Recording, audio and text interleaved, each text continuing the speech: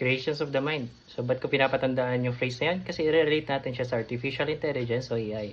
Currently, meron ng AI-related inventions and then merong AI-generated na literary and artistic works. So, dito nagkakaroon ng problema, intellectual property.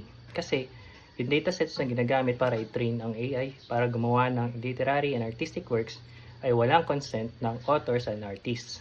Currently, hindi pa nakakahabol yung batas para protektahan yung mga authors and artists na nasasagasaan ng AI generator.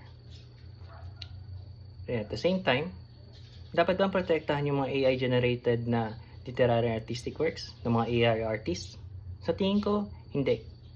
Kasi, unang-una nga, ginagamit lang nila yung mga dataset na walang consent ng authors at artists. Pangalawa, creations of the mind nga eh. So, ibig sabihin, dapat gawa ng utak.